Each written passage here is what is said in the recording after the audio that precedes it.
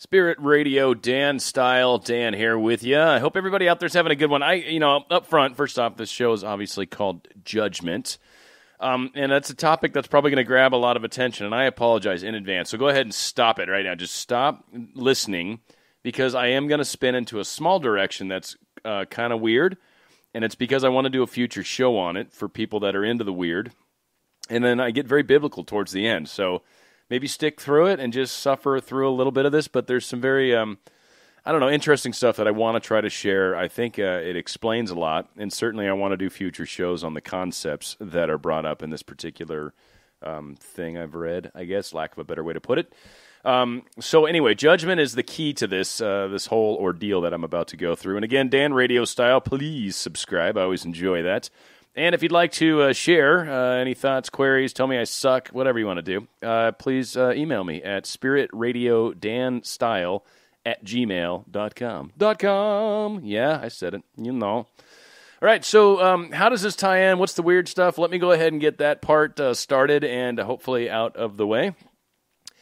There's a very, very cool series that started. I want to say a series. I don't know what the Channelings is technically what it was, and it started. I want to say in like '73. It was like eons ago, and it was called The Law of Ra. And The Law of Ra is the website, and I'll link it on the bottom here. I'm trying to get the page. Yes, it's from www.llresearch.org.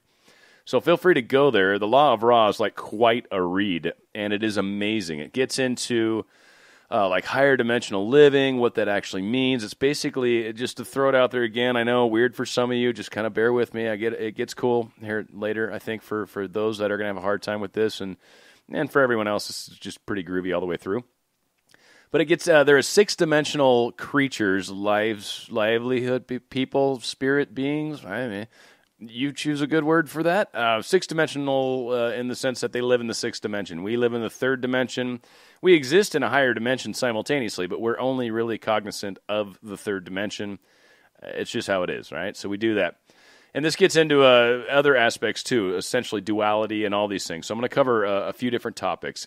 To get into it first, before we get into judgment and all the good stuff, one thing that's very heavily discussed about in the Law of Ra series is service to others versus service to self.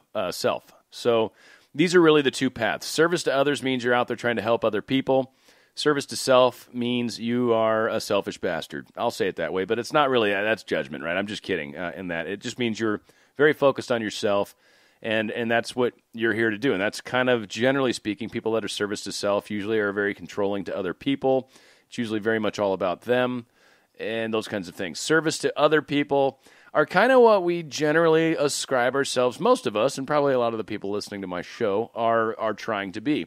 You're trying to be a good person. You're trying to help out others. For those of you that saw or listened to my Angels Among Us YouTube thing, you know, my parents helping out that bird. I mean, it's stupid. It's a bird, but it's beautiful. So that's another example of helping others, right? So spiritually speaking, it is often said that we are all one. And this is kind of more spiritual than I actually looked for Bible quotes to back that up, and I couldn't really find any. But it is a very spiritual concept. So we are all one. I am you, you are me. It's a great Beatles tune or lyrics, right? But that is truly kind of what's going on in that big picture. And there was a quote that was brought up in something speaking about the Law of Ra. It's a little strange, but bear with me if you can. From a cosmic standpoint, both polarities are necessary. Now, let me back up a hair. Polarities would be good and bad, left and right, up and down. Those are two polarities of the same thing, of a direction, right? If I say direction, it's like, well, which one? Go left or right?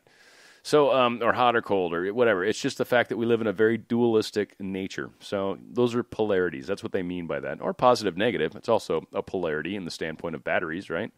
Anywho, from a cosmic standpoint, both polarities are necessary. This does not, however, mean that these can be effectively reconciled at the human level. Thus, the cosmic call on the human is to choose one or the other. What that essentially means, or at least my understanding of it, and please, if you have a different understanding, don't listen to me. What do I know, right? I'm just some friggin' dude that's doing YouTube videos, right? So, come on. If you got a better thought, run with your thought. Never, ever trust me over your higher self. Never, ever, ever trust me. Hopefully this just makes you think. But in my mind, it is very difficult for people to understand that there is a larger picture involved, that we maybe have a higher self, that we potentially maybe do this more than once. Again, Bible people, don't get mad at me. Just hang. I know it's not, we live once. Okay, I got you.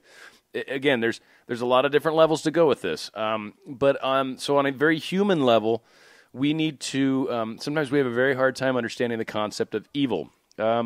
Evil kind of has to exist. It balances out good. Good wouldn't be good without evil, right? Hot's not hot without cold. Left's not left without right. Up's not up without down, right? So you have to have the opposite.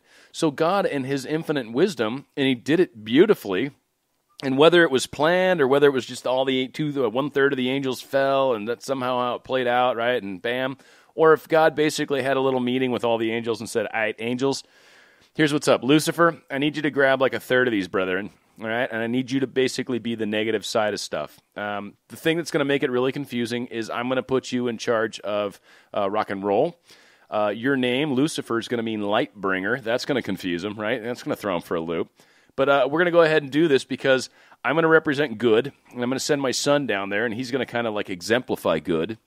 And we kind of need this whole like slithery snake, negative, evil kind of thing to sort of make good look good, right? So that's kind of where it plays out. So again, it's very hard for many human people in judgment. Again, it's kind of the point. It's very hard for many people to really to deal with that concept, right? So what we're asked to do, and what many people that are very religious go to church to learn to do because they have a hard time or feel like they have a hard time not doing the right thing without the fear of eternal damnation, or they just need that guidance, or it benefits them in some sort of way. Whatever, and I really mean no disrespect, and I apologize if it sounds like that. That's not where I'm going with this. But again, it's up to us as humans to choose. One thing that many people have heard, and this is slightly spinning in a different direction, but it's not, kind of.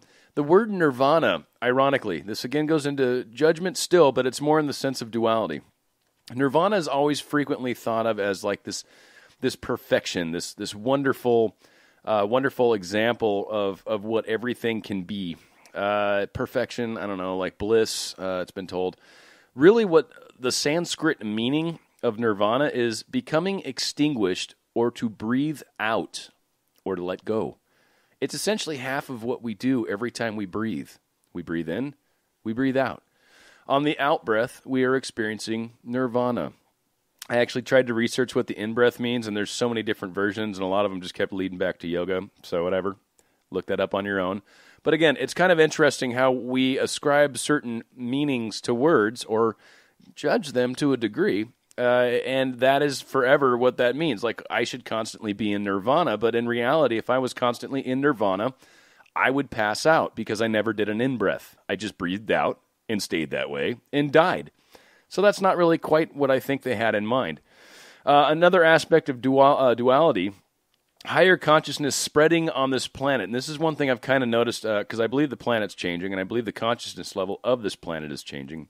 One of the noticeable manifestations that I have seen in people, and kind of helps me figure out where they're at, if you will, not judge, just figure out where they're at, because we're all perfect exactly as we are. So there's not like that. It's not like you need to be better or worse or same. It's just that we are growing, we are awakening. You know, as you awake, are you any less a person when you first wake up versus after you've had that cup of coffee? No, you're just more awake. You're still the same person, right? You're just more awake. Is one better than the other? Well, it depends how you look at it, but ultimately you're still just as good a person. You just are groggy when you're not awake.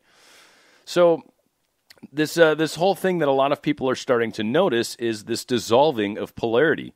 A great phrase that many people have heard is, it is what it is.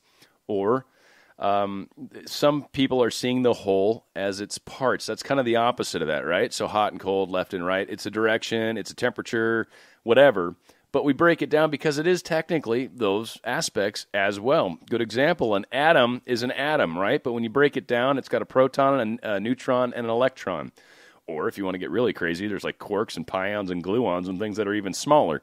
My point is it's an atom, right? It is what it is.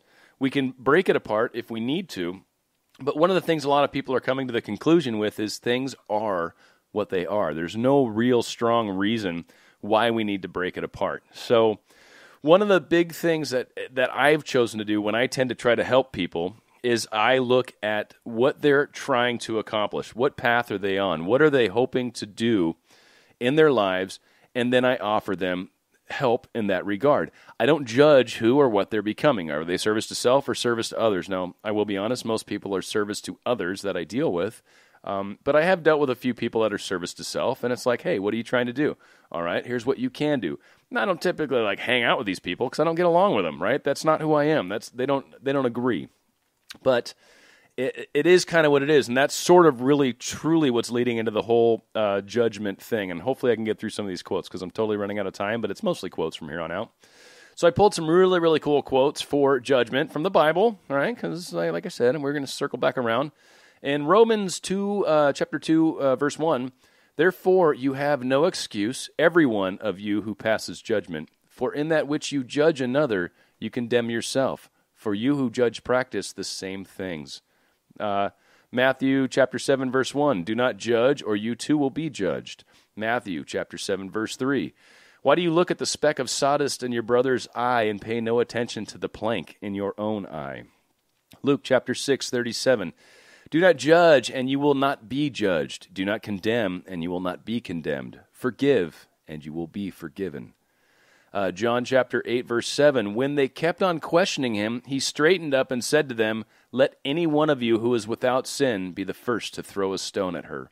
That's one of the best ones. That and the glass house thing, I think we really tied those together.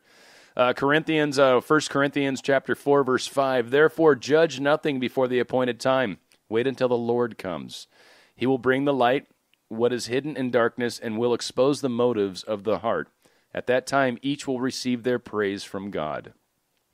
So again, one thing that I think is really important, because judging is silly. There's no point in doing this, and I'm totally running out of time. So really, the thing that I think is really, really important is do unto others, service to others, right? That's kind of where I'm focusing on at this point of the whole thing. And I pulled a couple quotes from that. Do unto others, again, is from Hebrews chapter 13, verse 16. Do not neglect to do good and to share what you have, for such sacrifices are pleasing to God. Philippians chapter 2, verse 4. Let each of you look not only to his own interest, but also to the interest of others. Luke chapter 6, verse 38. Give, and it will be given to you. Good measure, pressed down, shaken together, running over, will be put into your lap. For with the measure you use it, it will be measured back to you. And a very, very cool one from Matthew chapter 25, verse 35 to 40. For I was hungry, and you gave me food. I was thirsty, and you gave me drink. I was a stranger, and you welcomed me. I was naked, and you clothed me. I was sick, and you visited me. I was in prison, and you came to me. Then the righteous will answer him, saying, Lord, when did we see you hungry and feed you, or thirsty and give you drink? And when did we see you a stranger and welcome you, or naked and clothe you? And when did we see you sick or in prison and visit you? It's really a shame because I cut off the last part of that quote, which is basically said, whenever you did that for the least of my people, you did that for me. And that comes back to the whole, we are all one. So again, what we do unto others is a very, very powerful thing that we can do. And kind of trying to full circle this back around to judgment, and I hope I did a decent job. Again, 15 minutes really goes fast, especially when I get talking away. But really, it comes down to not judging people, but actually using it as an opportunity to help them. God or spirit or universe or your higher self or whatever you believe has put this individual in your path for a reason. Are you here to learn? Are you here to fight? Are you here to grow? Are you here to develop? Make your choice and be that. Be that choice. Be that person. Be that higher emulation of what you believe you can be. There's no point in judging. That's not your job. No one should ever try to judge the shoes of another or the path of another, because frankly, until you've put on their shoes and walked in their path, you really don't know what they're going through. Everyone is truly trying their best given the circumstances. So try to help. That's the best thing that we can always do. Service to others. It's what I recommend. Again, if you're a jerk and you want to be a service to self, I'm just kidding about the jerk thing. But there's different paths. Don't judge. Be one with everybody. Be love. Be Christian. Be Christ. Be spirit. Be love and all that stuff. And try to experience nirvana in every out-breath. Dan Radio style, closing this out very quickly. please contact me and subscribe. All the information is below. Thank you so much for joining me on another wonderful adventure.